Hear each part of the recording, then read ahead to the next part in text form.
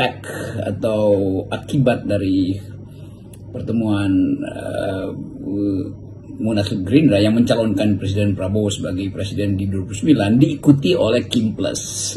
Partai Golkar, PSI, PKB itu menyatakan ingin mengikat langsung dalam koalisi permanen. Jadi terlihat bahwa Kim Plus ini akan jadi koalisi permanen. Itu artinya bahwa tidak ada kesempatan untuk Gibran ditawar oleh partai yang lain karena mereka telah ikat Prabowo di dalam bentuk ketetapan untuk dijadikan sebagai calon presiden 2029 oleh Kim Plus lagi. Jadi kelihatannya itu yang jadi semacam kepastian.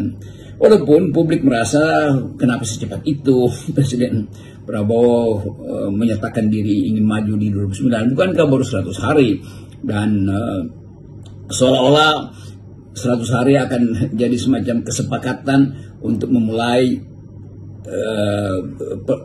sebetulnya konsolidasi menuju 2009. Padahal begitu banyak evaluasi yang harus diberikan pada pemerintahan Prabowo tentang kehidupan ekonomi, tentang rencana ke depan, yaitu di dalam bentuk akhirnya mencapai 8% pertumbuhan ekonomi. Mesin ekonominya apa yang akan dibuat untuk mencapai 8% itu. Jadi kelihatannya ada sesuatu yang mungkin di dalam kalkulasi Gerindra atau Kim Plus secara keseluruhan sebaiknya diikat dari sekarang tuh. Jadi bagus juga ada koalisi permanen, tapi dengan satu konsekuensi bahwa reaksi Pak Jokowi tentu tidak mungkin mengatakan tidak karena Jokowi ada di pinggir atau di pinggiran koalisi ini kan. Jadi sebetulnya dari yang kita duga dari awal bahwa Gibran pasti akan melemah atau dilemahkan oleh keputusan ini, dengan konsekuensi bahwa beliau Pak Gibran ini atau Mas Gibran ini kehilangan kesempatan untuk memulai persiapan menuju 2009. Sebaliknya kalau terlihat bahwa Gibran melakukan persiapan itu bagi Prabowo dianggap bahwa ada sesuatu yang aneh gitu kan, mestinya Gibran tidak melakukan tindakan apa-apa, tetapi juga di situ konyolnya kalau Gibran nggak melakukan apa-apa ya Gibran mundur aja dari wakil presiden kan nggak mungkin Gibran itu tidak melakukan sesuatu bila dia tahu bahwa dia potensi untuk bertanding dengan Presiden Prabowo kan. Jadi sebetulnya duel di dalam 2009 itu ya pasti terjadi antara Prabowo dan Gibran. Dengan cara apapun Gibran akan diasuh oleh kalangan tertentu, pasti juga oleh Pak Jokowi secara diam-diam tentu tanpa harus ambil kontroversi, supaya masih dimungkinkan Gibran itu masuk ke putaran 2029. Dan ini yang menarik dalam arti kita menyaksikan kedangkalan politik akhirnya tuh, dan orang masih menginginkan ada semacam kepastian arah ekonomi, menginginkan ada persiapan untuk masuk di dalam kesulitan dunia baru bila terjadi perang yang disebabkan oleh provokasi Cina di Indo-Pasifik atau keputusan Presiden Trump untuk menganeksasi atau bahkan mengosongkan Gaza kan, semua itu ada dalam kalkulasi politik dunia hari-hari. Nah, variabel-variabel ini yang satu waktu nanti akan masuk di dalam publik Indonesia dan terpecah fokus dari Pak Prabowo, apakah mau tampil terus di dalam fora internasional atau mulai mengkonsolidasi diri untuk menuju 2009. Ini semuanya pilihan-pilihan strategis yang akan dihitung oleh para pengamat, dan hitungan itu pada akhirnya harus menyimpulkan bahwa ketegangan politik di dalam negeri pasti akan berlangsung karena ambisi Pak Jokowi tidak mungkin berhenti sekedar mengiyakan apa yang diputuskan oleh Gerindra dan apa yang kemudian jadi kesepakatan koalisi permanen dari Kim Plus. Jadi kita tetap ingin atau unik untuk melihat bagaimana kimia antara Pak Prabowo dan Gibran, kimia antara Prabowo yang sudah menetapkan dirinya untuk maju di 2009 dan Gibran yang kehilangan peluang. Kan itu yang akan menimbulkan ketegangan psikologi antara presiden dan wapres. Bukan untuk mengadu domba mereka antara Presiden Prabowo dan Wakil Presiden Pak Gibran seperti yang disindirkan oleh Presiden Prabowo sendiri, tetapi untuk melihat realitas bahwa akan terjadi persaingan.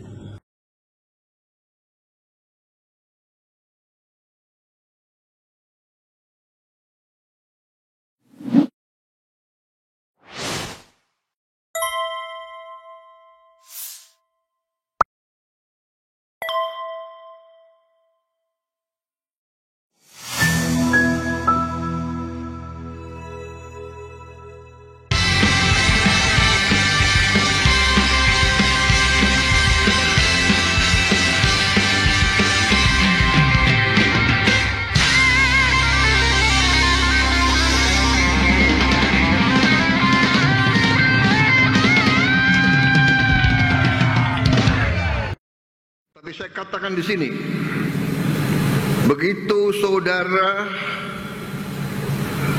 merasakan,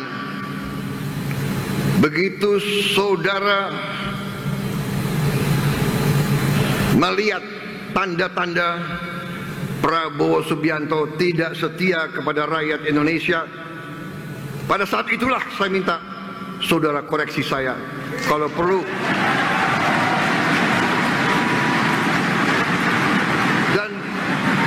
kalau perlu tidak usah sukseskan saya, saudara-saudara sekalian. Saya kemarin dicalonkan oleh partai saya untuk maju lagi 2029. Nakal-nakal itu kader saya. Baru 100 hari kerja udah disuruh maju lagi. Tapi saya katakan, kalau tahun keempat saya mengabdi dan saya kecewa dengan prestasi saya tidak akan maju tahun 2029.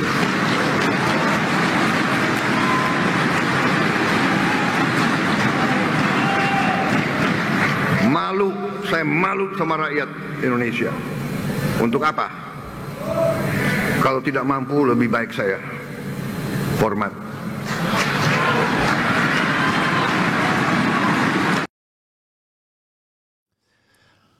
Assalamualaikum warahmatullahi wabarakatuh, sobat RH sekalian. Jumpa lagi kita di channel yang keren ini, keren cadas. Ya sobat RH sekalian, coba kita bahas satu ini. Sudah videonya tadi ya? Oh, saya nggak dengar, tetapi saya udah putar videonya ya. Jadi omon-omon Prabowo adalah pada tahun keempat, kalau saya tidak puas dengan prestasi saya, maka saya tidak akan maju di 2029. Keren cadas. The question is, ada yang percaya ya? Do you believe in him? Jadi apakah Anda percaya dia? Itu persoalannya. Karena pernyataan seperti itu tidak ada nilainya sesungguhnya. Dan tidak akan ada reward and punishment juga dalam hal rakyat Indonesia memperlakukan hal seperti itu. Ya. Jadi tadi saya mau membahas omon-omon terbaru Indonesia akan menjadi negara makmur. Tapi rupanya ada bagian lain yang lebih menarik ya. Thumbnailnya belum saya ganti, yaitu omon-omon soal tidak akan mencalonkan diri ya. Oke. Tapi tetap saja saya mau promosi juga dulu ya. Terus mengingatkan promosi ya. Karena sayang ya, karena sudah dari 80 seat sudah tinggal 13 lagi. Mudah-mudahan terpenuhi, fully book.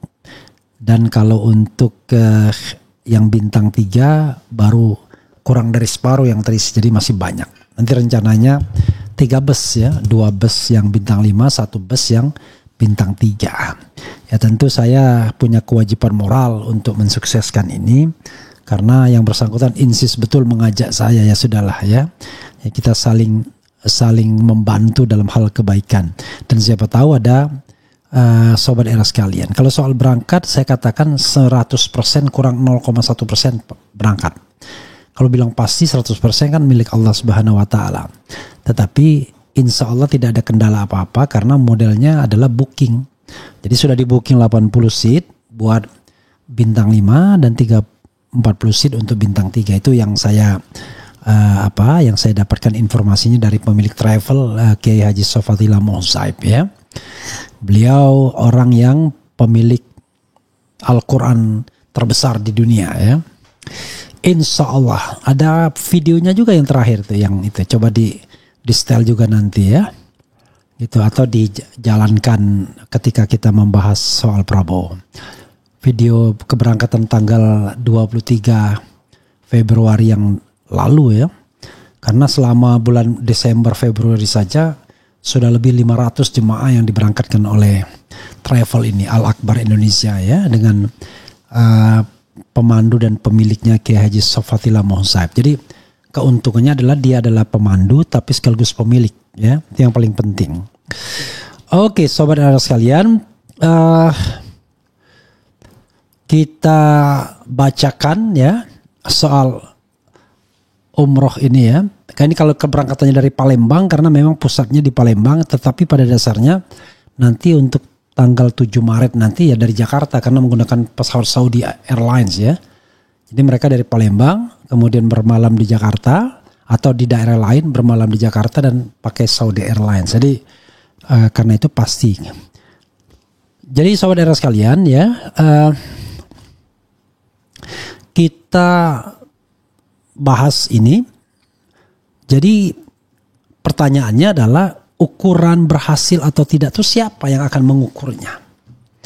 Apakah yang mengukurnya diri sendiri ataukah yang mengukurnya lembaga survei? Dua-duanya kagak bisa dipercaya.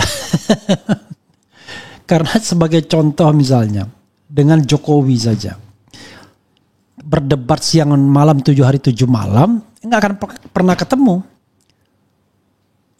Misalnya debat saya dengan Kodari, halo Kodari, apa kabar di KSP ya? Nggak akan pernah berhasil menemukan titik temu. Saya mengatakan saya kecewa, saya tidak satisfied dengan achievement dari Jokowi.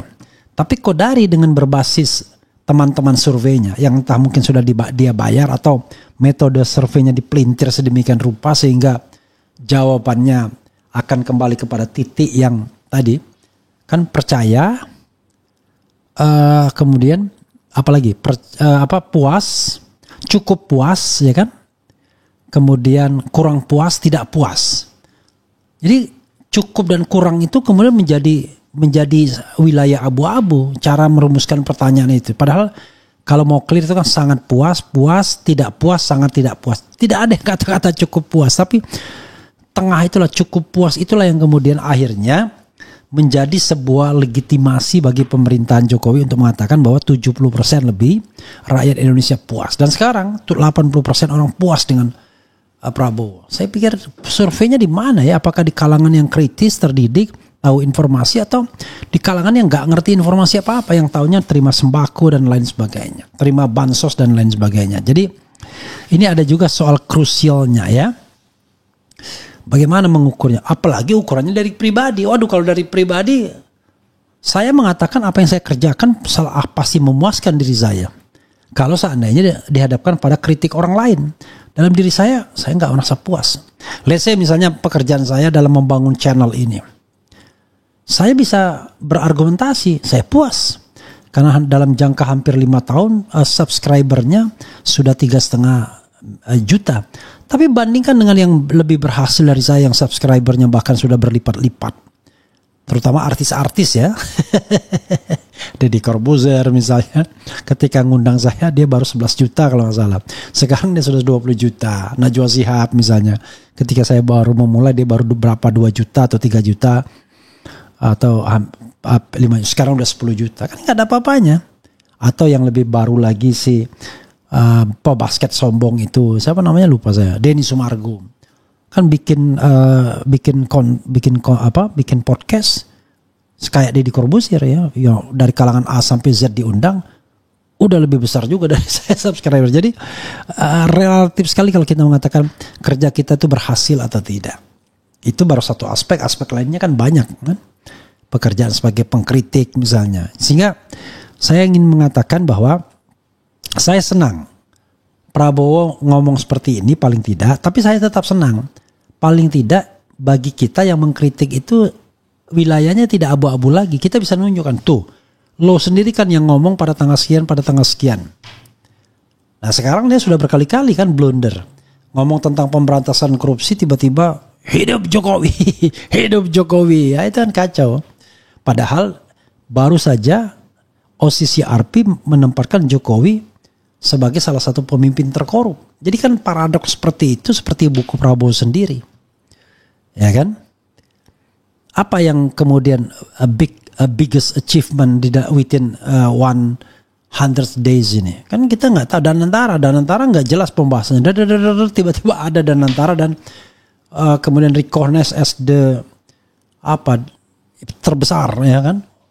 Jadi sovereign wealth fund terbesar. Ini juga nggak jelas ya. Karena itu ya sudahlah. Kita nanti catat saja. Lalu kemudian kita kritikan saja apa-apa yang menjadi kelemahan pemerintahan. Nggak yakin saya Prabowo tidak akan maju. As long as dia sehat, dia pasti maju. Dan tidak yakin orang di sekitarnya akan mengatakan, Pak, Bapak gagal. Enggak. Bapak dicintai rakyat, Bapak harus maju. Apalagi Bahlil. Kelihatannya Bahlil sudah jadi favoritnya Prabowo ya. Sampai dia kemudian di-mention. Kenapa Bahlil ketawa dan lain sebagainya. Jadi saudara sekalian sekali lagi. Ya inilah politik ya. Politik itu seperti panggung sandiwara ya.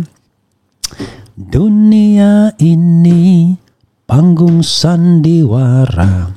Ceritanya mudah berubah. Kisah Mahabharata atau tragedi dari Yunani. Setiap kita dapat satu peranan ya, yang harus kita mainkan. Ya itulah. Jadi saya tidak tahu. Pada bagian lain Prabowo mengatakan yakin Indonesia akan berhasil menjadi negara makmur. Kita nggak ngerti kapan itu. Mudah-mudahan. Tapi bagaimana kemakmuran akan datang kalau seandainya tidak pernah koruptor itu diberantas habis-habisan. Bahkan bisa hadir di kegiatan itu, ketawa-ketawa lagi dan lain sebagainya.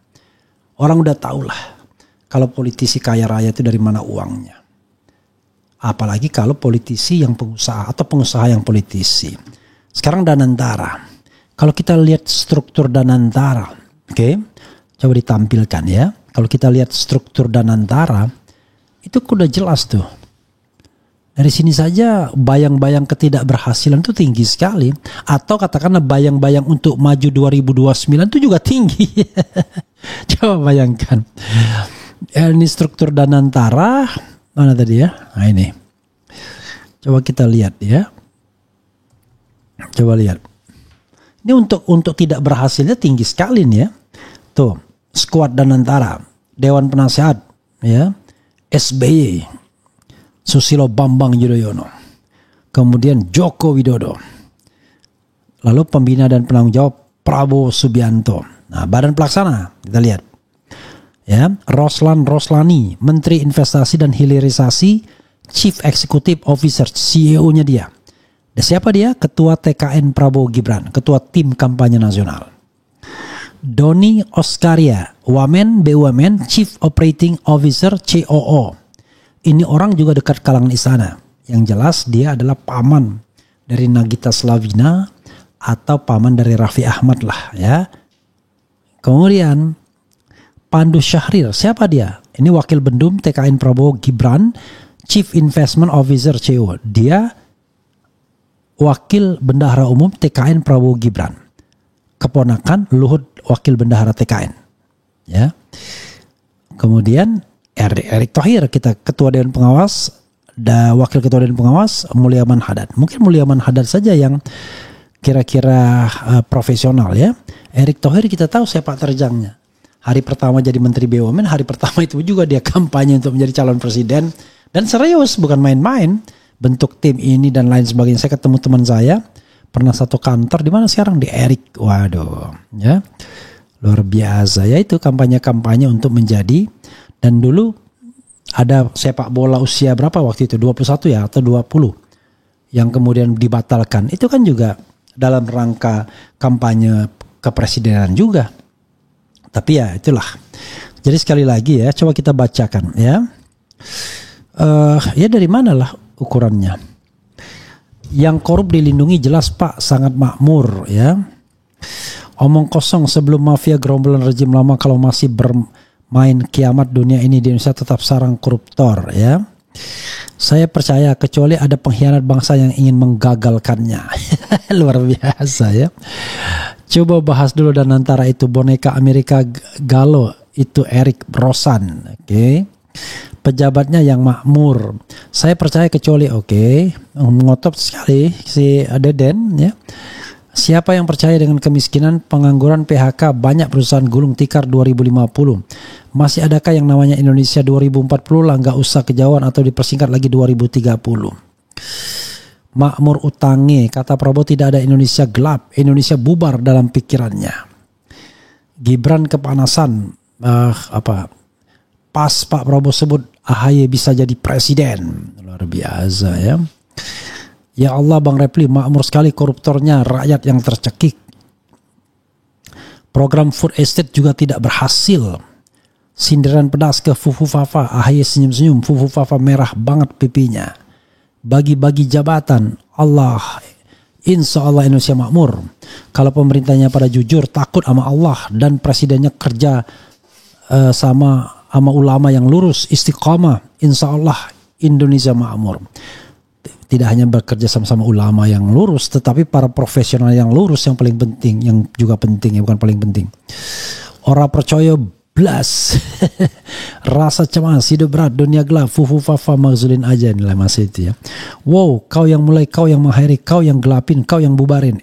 Indonesia 2030. Mahasiswa, warga Banten dan para ulama disatukan, insya Allah Indonesia tidak menjadi gelap. Bullshit, Indonesia bisa terang di era Wowo yang kabinetnya kayak perutnya. Nggak boleh ngatain ya. Insya Allah Pak Anies bisa mensejahterakan rakyat Indonesia jika menjadi pemimpin. Dan Bang Refli beserta teman yang lain ikut membantu Pak Anies. Indonesia akan adil dan makmur. Kalau Anies tidak belok. Kalau dia belok juga ya. Abang Refli, tolong undang Ustadz Bahar bin Smith. Ada apa ini ya? 20 dibatalkan kok kampanye, wah kakak sudah jelas Ganjar yang bikin masalah. Luar biasa. Iya, tapi maksud dia tuh kampanye bro. Makanya dia ambil momen itu di Desember. Kalau kita mau jujur nih, kita mau perhelatan Pilpres kok ambil event seperti itu, udahlah kita kan ngerti bukan anak kecil. Kita bukan anak kecil. Ya saudara sekalian, itu saja ya. Sekali lagi yang berminat untuk umroh ya, hubungi saya langsung ya, biar saya kasih langsung diskon langsung 0811901190. Mudah-mudahan rezeki kita semua mengalir deras, rezeki yang halal tentunya ya, jangan pakai uang haram untuk umroh.